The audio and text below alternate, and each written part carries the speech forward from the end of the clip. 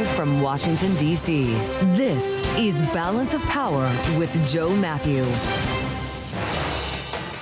The suspect's family says he confessed. Welcome to the Friday edition as authorities arrest a young man named Tyler Robinson in the shooting death of Charlie Kirk after a family member alerted them. President Trump was the first to announce that a suspect had been caught this morning, and we'll have the very latest on what unfolded today and what lies ahead in the legal path with Bloomberg national security reporter Myles Miller. He'll be with us from New York. Russia says negotiations with Ukraine are on pause. What that means for the war effort and for NATO. We'll discuss it with Mara Rudman at the University of Virginia's Miller Center.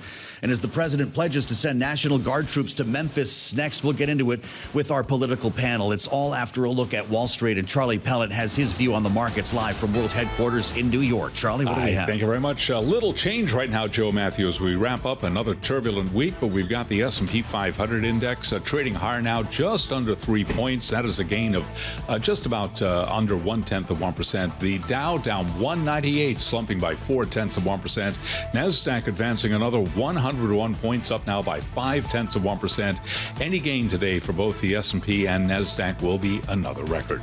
The 10-year yield 4.06%, with a 2-year currently yielding 3.55%. Gold up $15 the ounce, $36.49 on the precious metal, while West Texas Intermediate crude up 0.3%, $62.58 a barrel on WTI. The Federal Trade Commission is investigating whether Amazon and Google misled advertisers about the terms and pricing for their ads on websites. Alphabet shares, a parent of Google, up 0.3%. Amazon right now down 0.7%. And the FAA says it will fine Boeing $3.1 million for a series of safety violations that it uncovered over a space of several months between late 2023 and early last year. Recapping, little changed on the S&P right now, higher by 2 points at a record 65.89. For on-demand news 24 hours a day, subscribe to Bloomberg News Now wherever you get your podcasts. And back we go to Washington. Once again, your host, here he is, Joe Mathieu. All right, Charlie, many thanks. Charlie Pellet will have an update on the market about 20 minutes from now, as we always follow the trading on Wall Street, even as we talk politics here in Washington. Thank you for joining us. It's the Friday edition of Balance of Power. And boy, we've had a week around here. But you've made it to the threshold of the weekend, and we've got some smart folks to talk to you about a number of stories that have developed over the course of this day already, beginning with, of course, the manhunt in the shooting death of Charlie Kirk. It has concluded with the arrest of a young man from Utah named Tyler Robinson, and we're learning more about how he was apprehended, how authorities found him, and the work that is left here, not only in chasing leads, but also in building a legal case. We heard from a news briefing this morning a little bit more about this gentleman. Kash Patel, the FBI director, spoke alongside the governor of Utah, Spencer Cox. Let's listen to what he said. Investigators interviewed a family member of Robinson who stated that Robinson had become more political in recent years. The family member referenced a recent incident in which Robinson came to dinner prior to September 10th, and in the conversation with another family member, Robinson mentioned Charlie Kirk was coming to UVU. They talked about why they didn't like him and the viewpoints that he had.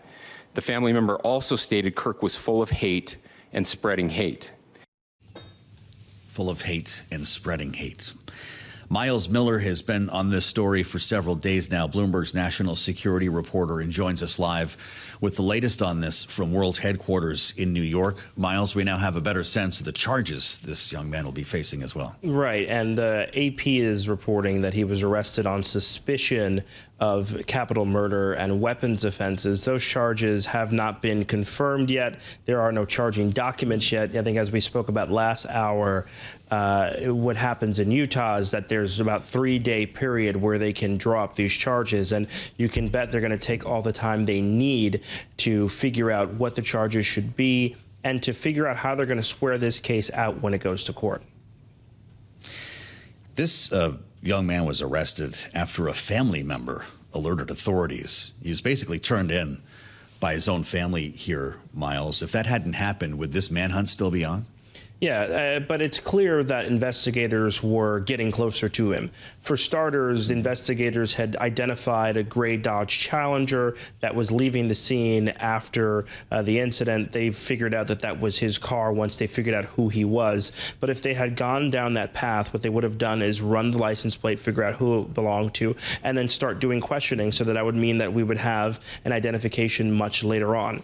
But, you know, just to talk to you about the timeline of how this all happened, 9 o'clock in Utah is the time, or 9 o'clock Eastern time, Wall Street time was the time they had the press conference yesterday, about 9:30.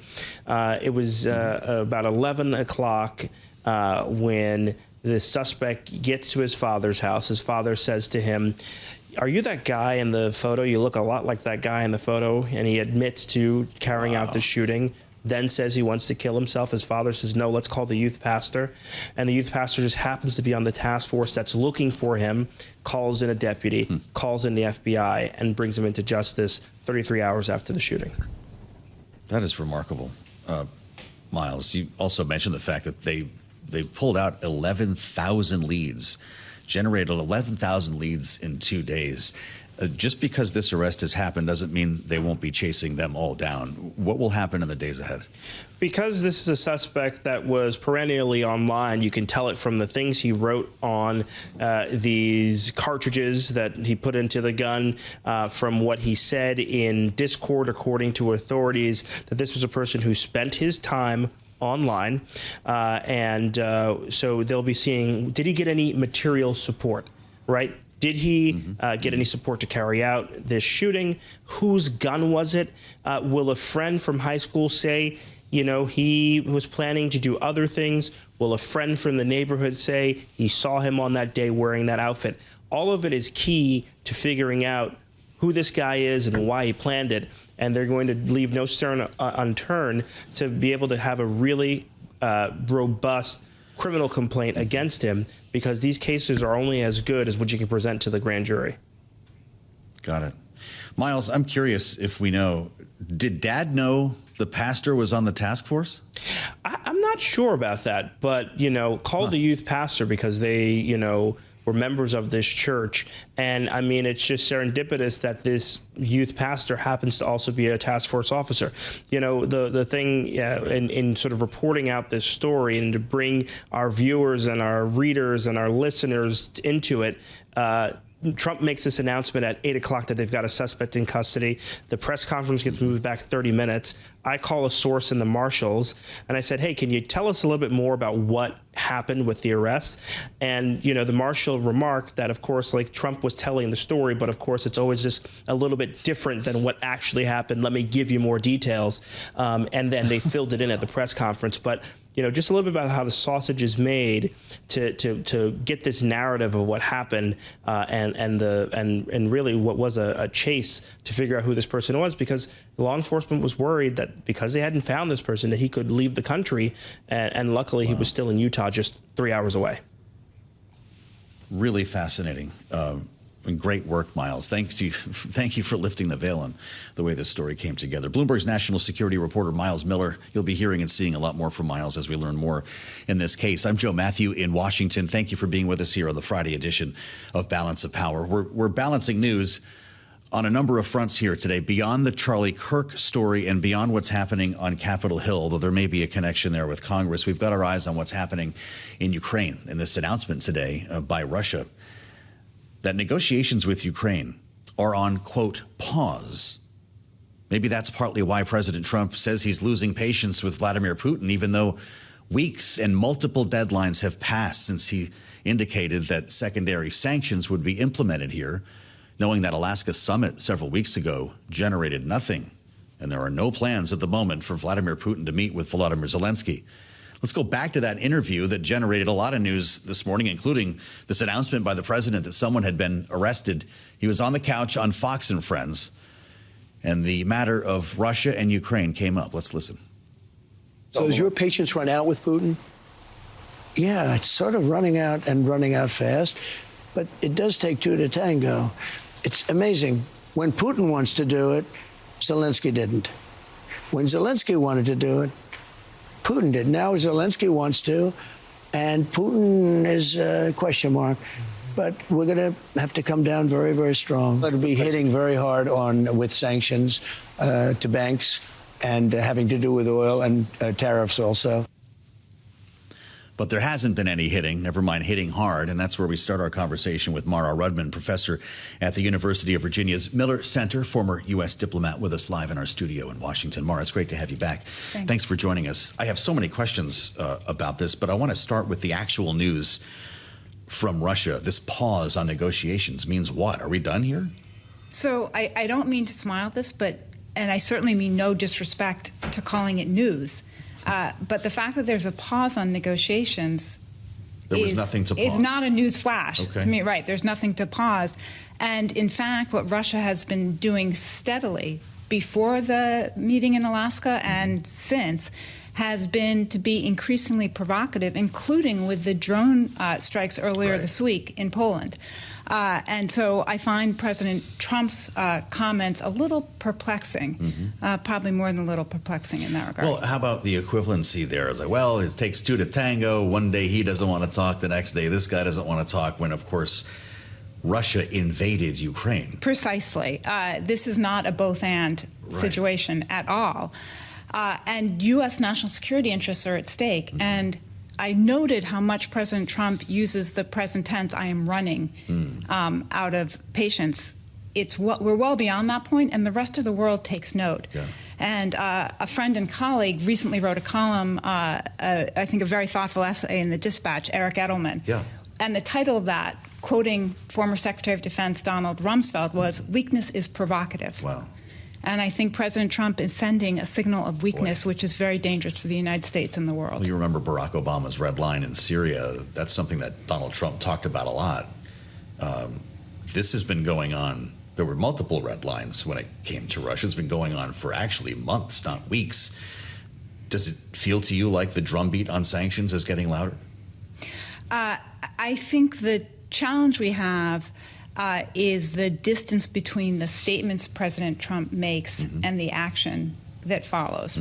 And the rest of the world watches and calculates. And so I think that we have in President Putin somebody who thinks he's got a red carpet to do what he wants, where he wants. Saw that carpet in Anchorage. Precisely. Let's talk about what happened in Poland, because you would think that this event would be the very thing to trigger, if anything, secondary sanctions. We have an Article 4 incursion. The president was asked about it in that same interview today. And he said, hold on, this may have been a mistake, which is something he said yesterday. And we've heard from Poland on this, as a matter of fact. Donald Tusk himself, the Prime Minister of Poland, on Twitter, we would also wish the drone attack on Poland was a mistake, but it wasn't, and we know it. That's the statement. What does Poland think of this rhetoric? Well, Poland's been very clear, and I'm sure they're also very concerned. And they're not alone. Others in Europe. This is perhaps one of the few things that Russia's actions in Ukraine and towards Poland that actually unites Europe and European leaders. So we saw the Italian defense minister making strong statements similar to that of Polish leaders, and the NATO, Mark Rutte, the NATO, the lead for NATO, Secretary General, thank you, I believe also made some strong statements. So President Trump isolates himself in the United States when he talks in terms like this is an error, a mistake, and not a deliberate attempt by Putin to do what he's doing. Do you have any hope for any results to come from an emergency meeting of the UN Security Council on this? They're doing that today. Well, I'll say on another issue, it was interesting, the emergency meeting earlier this week, lost track of days, on Qatar, where the United States joined a unanimous resolution there. So there may be room yet for the Security Council to show some action. Of course, on this issue, it's much more difficult because Russia and China are not going to be in the same place as the United States. Here we go again. That's right. What was the motivation behind this incursion in Poland? We have an Article 4 that's been triggered here. Is Vladimir Putin trying to find the line on Article 5?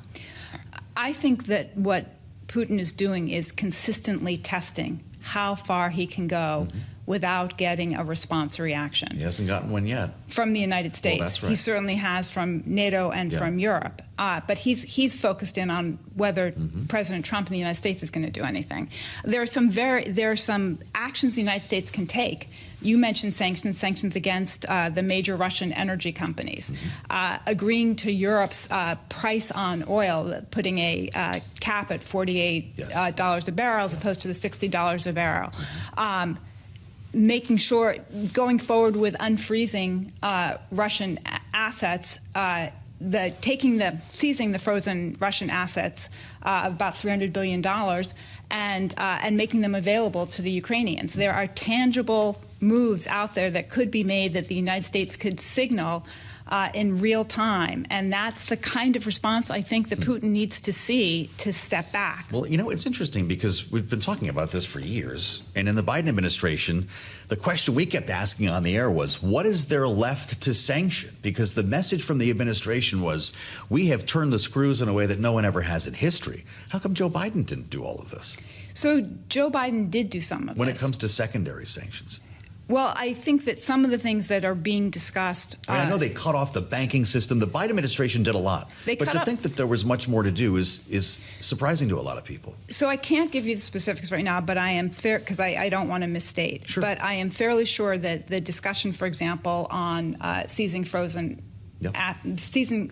assets and using them was very much on the list, in the near-term list, and I think you probably would have seen that if there was a second Biden administration. Okay. I think the nature of the sanctions on the Russian energy companies was done to some degree, but could be strengthened as well. So that's why I point to some of those steps. I just wonder if there was a strategy there in holding back some of this stuff so you still had arrows in the quiver. Fair point. Yeah. And I think it was a calibrated. I think there was a lot of tension and pushing probably within the Biden administration about when to do more and how. There certainly was on what kind of equipment to give to Ukraine and to make accessible to them. Yes.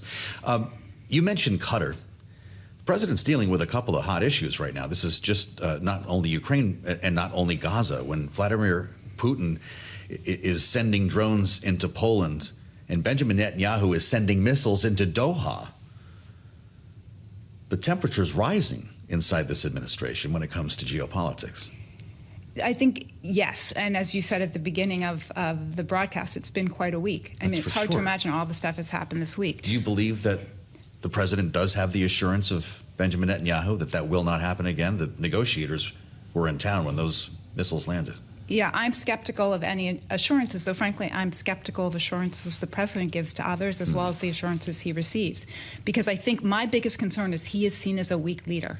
Boy. And other leaders around the world are calibrating against that.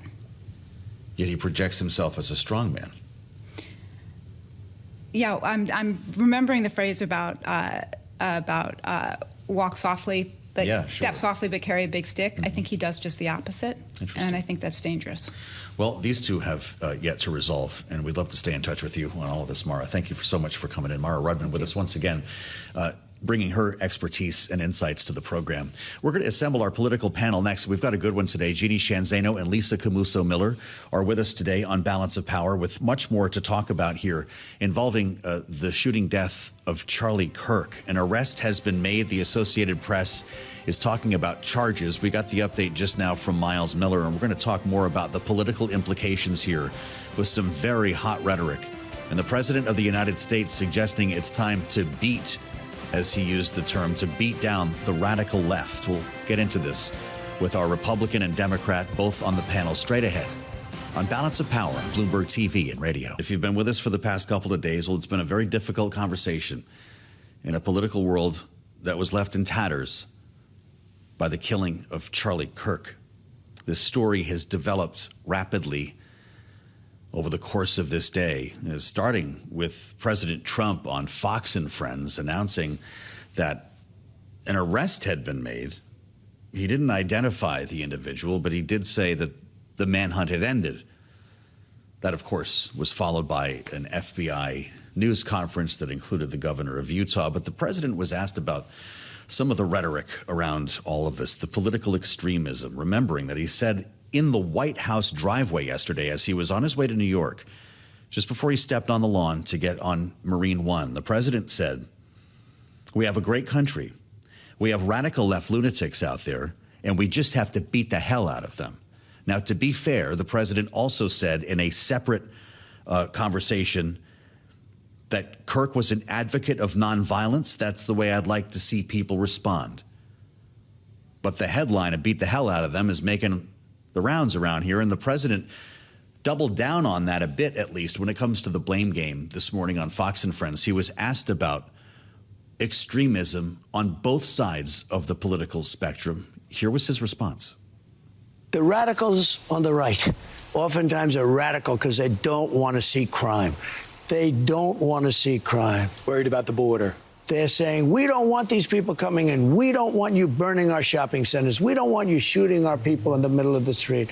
The radicals on the left are the problem. And they're vicious, and they're horrible, and they're politically savvy.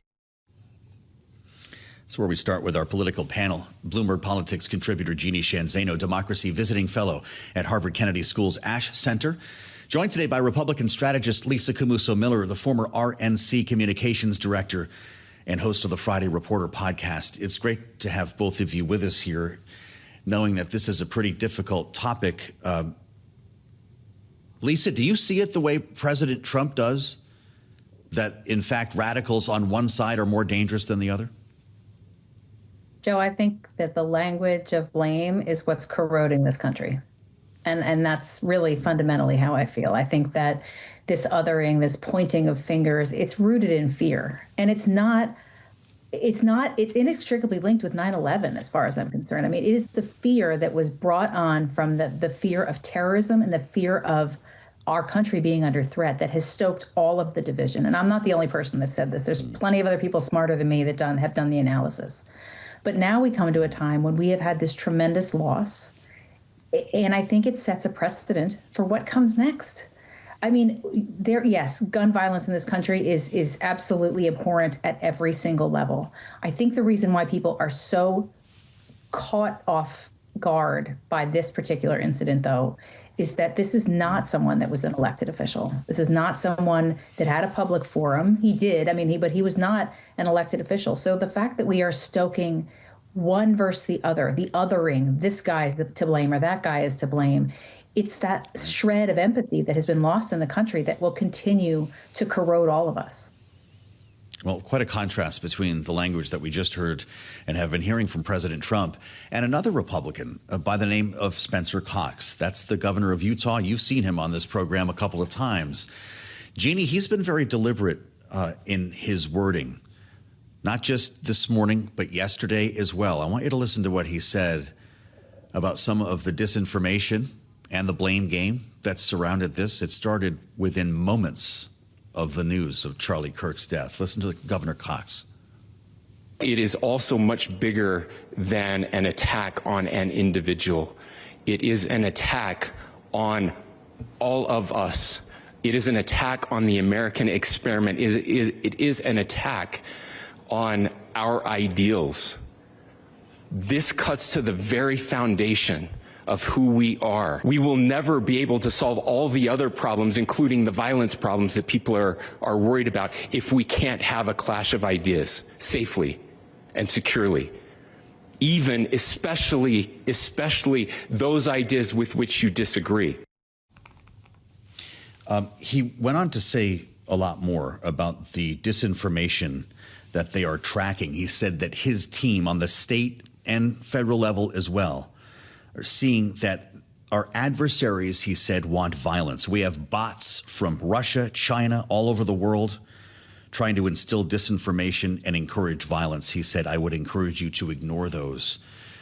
Jeanne, I think you would agree with the comments from Spencer Cox. How worried are you about the rhetoric from the president?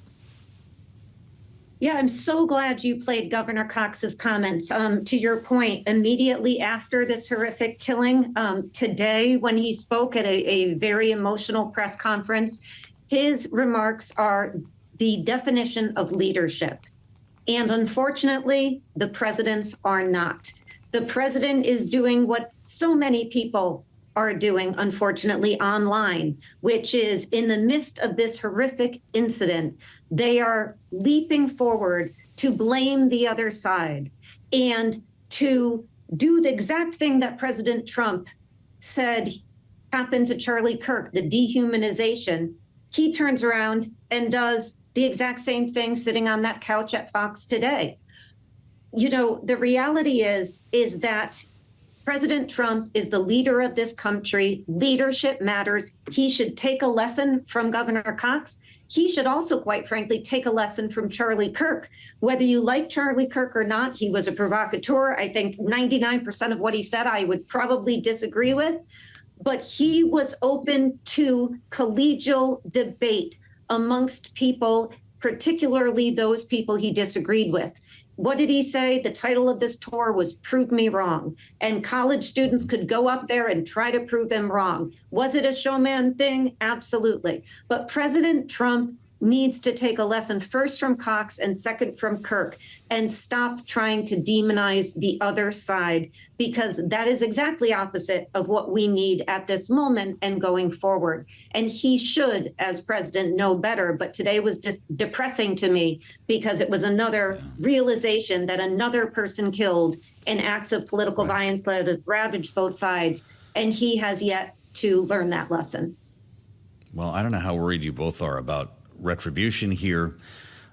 Interesting to see the comment from Jared Moskowitz, the congressman, said people are scared to death in this building. He's referring to the U.S. Capitol, Lisa, where you used to work.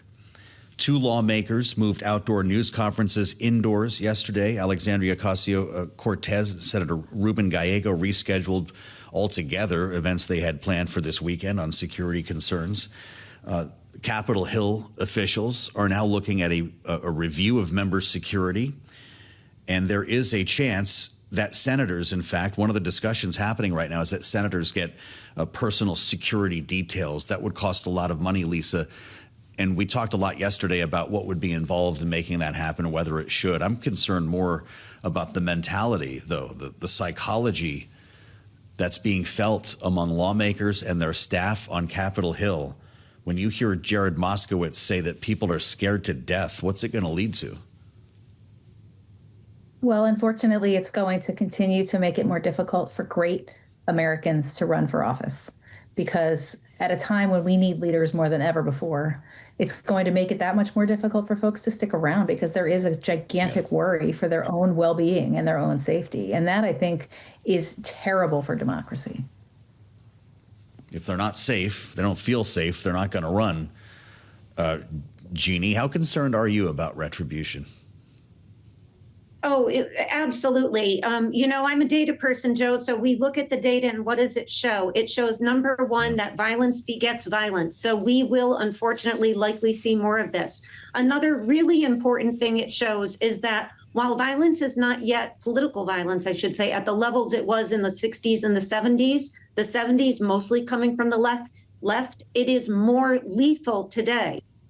And political violence today is gun violence. That's the other thing that the data shows. So if you want to address political violence, not the whole story, but part of that story is addressing the ability of people who would carry it out to access guns. So there's a lot to learn from the data as it pertains to addressing this. And again, it's not just about gun control. We also have to see, in addition to protecting public officials, we have to see some ability to regulate social media and what is happening online.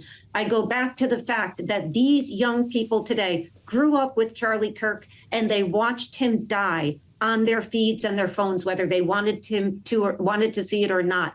We have to be able to address this, as well as what we're hearing was the radicalization that may have occurred to the culprit who shot Charlie Kirk.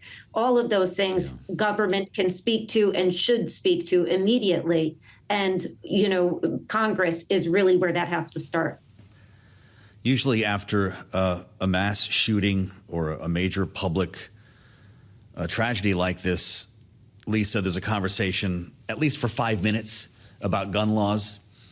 Jeanne just mentioned social media regulations or restrictions. I'm not hearing anything like that at this point. Are we just too jaded to even go there now? Well, I think it's a little new and it's a little fresh, and it's the week of 9/11, and there's a lot of other business to be done in Washington. I'm not convinced that there won't be a conversation about that. But unfortunately, it becomes, again, Joe, a battle between right and left, and a battle between where can we meet in the middle. And you would hope that this would be an opportunity for us to come together. I mean, we not only had a school shooting the same day, we had lots of violent acts and other things that happened. We need to have that conversation. Well, I appreciate both of your insights very much on this. Lisa Camooso Miller, our Republican strategist, Jeanne Zaino, our Democratic analyst and Bloomberg politics contributor. Thank you so much both for your candor. Our conversation with Congressman Glenn Ivey, the Democrat from Maryland, is up next, only here on Bloomberg. Ahead of our conversation with Congressman Glenn Ivey, the Democrat from Maryland, who's going to be with us in studio in just a moment, we have trading already suspended, a volatility trading pause in Gemini. This is our big IPO of the day that we were looking for, up 45%, apparently is as far as we're going to go right now. Gemini Space Station opening at $37.01 a share. The IPO price at 28, being halted just above 40 here. And this is the one that we were looking for, despite the name Gemini Space Station. It is, in fact, a cryptocurrency firm led by the Winklevoss twins. Raised $425 million in the IPO, priced the stock above the marketed range here, shrinking the number of shares. Apparently, it was a good recipe as we see the stock on the move, or at least it was. This was literally halted about a minute into this IPO, and one that, again, we've been waiting for the matter of the day here, and we'll keep tabs on this for you. Shares of Gemini now public and halted for volatility. Congressman Glenn Ivey represents Maryland's 4th district, which I can almost see from the roof up here at our bureau in Washington, D.C. It's just across the river, Oxon Hill. If you've ever been to National Harbor, you know where Glenn Ivey does his work. And we've had a chance to talk politics, talk about government funding, and so many issues with the congressman on this program. There's more that we want to talk about today, and I want to just give you quickly a little bit of background on this gentleman, because the topics that we're going to get into are very much in his wheelhouse. Glenn Ivey was an assistant U.S. attorney in Washington, D.C. in the late 80s. Washington, D.C., the same city that had federal troops and federal law enforcement walking around for 30 days. He worked for a U.S. attorney in the District of Columbia back then by the name of Eric Holder, who you may have heard of.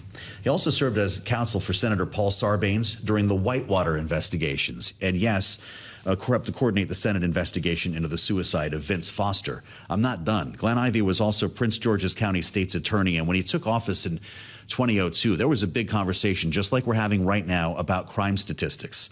At that time, Prince George's County had the 2nd highest crime rate in the state of Maryland, and his 2 terms oversaw reductions in crime and led to a number of reforms, measures that included the addition of cameras in police interrogation rooms. He also prosecuted police officers accused of excessive force, and he's with us right now in our Washington bureau. Congressman Glenn Ivey, welcome back. Thanks for having me. I could probably keep going because you've got a really long resume here, but I want to start with what we're talking about here in Washington and now apparently in the city of Memphis. The deployment of National Guard troops. Memphis is next. You've been around this town for a while. What have you seen work and not work here with the federalization, easy for me to say, of law enforcement in Washington? Yeah, I mean, the point I've been trying to make, and had been doing this when I was a local prosecutor too, as you pointed out, is, you need long-term partnerships between state, local, and federal law enforcement. The military is not helpful in this front because they're not trained on how to help with civilian law enforcement. Mm-hmm. So, in fact, they can get in the way and create problems. Yeah. For example, they're not trained in how to do Mirandize suspects or when you're supposed to do it. Right. They're not trained in chain of custody or how to collect evidence. So you could actually have constitutional scenarios where evidence gets thrown out in very serious cases like rapes and murders. And the excessive force piece is of concern, too. Mm-hmm. So regular civilian law enforcement is trained in how to de-escalate situations, and they've got alternative measures. It's not just go to the gun. They've got pepper spray and tasers and the like The guys here in D.C. and where they're deploying them across the country are carrying M4s in some instances, super high powerful assault weapons that can really kill it with accuracy from 800 yards. Wow. And so if you shoot somebody, even if you hit the right guy first, the bullet's going to go through that person. And if you're in a scenario where there's other people around, you could have innocent bystanders get killed too. Well, maybe that's why the National Guard troops have spent a lot of time picking up garbage and doing other things around here, running checkpoints and so forth. But D.C. is one thing. Yeah. We're the federal city. The president's got a lot of leeway here. Right. What happens when you roll into Memphis and a mayor who says you're not welcome? Yeah, I think there's an issue there. Chicago and Baltimore have raised concerns too, for the reasons that we were just talking about. But I think there are going to be legal challenges if he tries to Posse do that. comitatus. Yeah, I think that's for sure. So, we'll see how it plays out. But the bottom line, though, is if he really wanted to try and do things to reduce crime, I think most of these cities would welcome like additional FBI agents, DEA, ATF, to help reduce the burdens that they have on local law enforcement, local police. So use the federal agencies, not the National Guard, is your point. Yeah, I mean, I used to do that when I was state's attorney. We didn't have the resources, for example, to do a wiretap. Yeah. You got a long-term issue like that. We'd ask the feds to come in and help. And they had the resources to do it. Sometimes for long-term prosecutions, there's something called RICO, which is a specific federal statute you can use to prosecute federal criminal organizations. We had one where we did it with to bring down MS-13. The local U.S. attorney at that time was Rod Rosenstein, the guy who ended up being Donald Trump's acting attorney general for a time period. But it was a successful joint prosecution. It was nonpartisan. It was effective. And I think that's what these cities would like to see from the federal government. Really interesting. I'll throw another blog on the fire here with regard to your resume. You were also on the commission, congressional commission that investigated the attempted assassination of President Trump. Right. We're dealing with a heck of a story here. Terrible tragedy with Charlie Kirk, and we have an arrest today. Right. The President of the United States announced the death and announced the arrest. The FBI director at one point mistakenly announced that there had been an arrest. What do you make of this whole process so far? Kash Patel says this was historic, 33 hours, and they've got a guy in cuffs. I mean, look, I think it's important to not have the political officials get too far out in front of law enforcement, especially while the investigation's ongoing. I think the local governor, Cox, who is a Republican, was much more restrained and also much more accurate. When Patel came out and announced they had a suspect that they'd arrested and then had to back up because it was an incorrect statement. That's kind of embarrassing, but it also undermined the ongoing investigation because people think, oh, they got the suspect. We don't have to keep looking around anymore. Yes, right. So, they should just tone that down, let the investigation go forward. I know they've hollowed out a lot of, experienced Department of Justice and FBI agents. They still have some talent, though, there, I'm sure. Yeah. Let those folks lead the way. Let the career agents and prosecutors lead this. Step back politically and let that process go forward. Well, it's brought about a whole other conversation, and it's probably a much more difficult and complicated one about political violence. And this is something that you spent a lot of time on with President Trump's case. When you consider the other tragic events that we've seen over the past year, the arson attack against Governor Shapiro, the murder, the shooting deaths of 2 politicians and the wounding of 2 others in Minnesota, Nancy Pelosi's husband, you were reaching for greater conclusions in that commission. And I wonder your thoughts on this now with new calls again for lawmakers like you to get a security detail. Well, one of the challenges there was that the Secret Service was already spread too thin. With regard to Butler. So, with respect to the president and other presidential candidates, we wanted to focus the resources there. But they also have executive protection when foreign leaders come here to the United States, for example, UN meetings. So there are going to be challenges in giving all of us that level of protection. And even for the president, there can be limits. But look, at the end of the day, I think some of the immediate steps we can take tone down the rhetoric. Let's come together in a bipartisan way. That doesn't mean we stop disagreeing on partisan issues or political issues or policy issues. But, we don't have to sort of try and blame everything on the other guy in a way that inflames people who are at the extremes of the American political spectrum. Well, we're seeing that already. President Trump said we need to beat the hell out of the radical left. That was a direct quote from the White House driveway yesterday. And he tried to delineate on Fox and Friends this morning between extremism on the right, he said, is just trying to stop crime. Extremism on the left is causing it. You're right in the middle of this, Congressman. And some of your colleagues are rescheduling public events and moving outdoor events inside for this weekend. How are you feeling? Jared Moskowitz said that everyone's scared to death in that building. Well, there's a lot of concern for sure, and I think people are sort of thinking about, are there additional steps we could take to protect ourselves? Do you worry about retribution? Well, I was a former prosecutor, so, who knows, I guess, is the bottom line on that front. And a lot of times these cases, you try and look at the motives behind people who were trying to shoot, like the guy who in Butler who tried to assassinate Mr. Trump. I don't think it's ever been really made clear fully what motivated him. And a lot of these people have mental health issues. Sure. And so sometimes, we're not going to get good answers is the bottom line. Wow. I think the key piece, though, is to try and figure out a way, regardless of how you feel about the Second Amendment, there's got to be a way to keep these high-powered weapons out of the hands of people who have red flags and mental health issues. Before you leave us, I want to ask you about your plans for Monday to reintroduce the George Floyd and Policing Act. This is the latest in a number of attempts to see action here. Do you have the votes?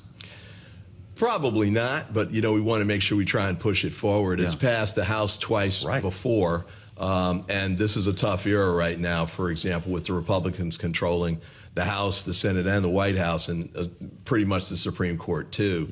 But I think it's important for us to make sure we keep the push, going, and also to make sure that as, the president rolls out these militarized forces into cities, that we make sure we remind his administration in the country that there's a right way to do policing, that there are limits on, especially for the use of force and the like.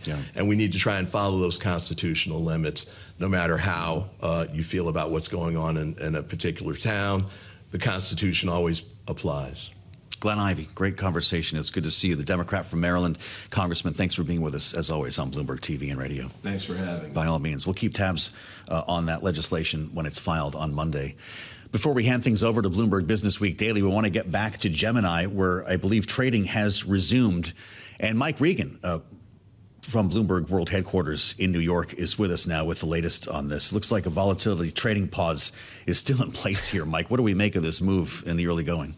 Joe, kind of in keeping with the pattern that we've seen from a lot of the highly anticipated IPOs this year, starting especially these crypto-focused IPOs, like Circle Internet Financial, the stablecoin issuer earlier this year, Figure Technology, the blockchain-based lending companies, that we are seeing these really strong pops on the first day of trading. Not all of them are lasting forever.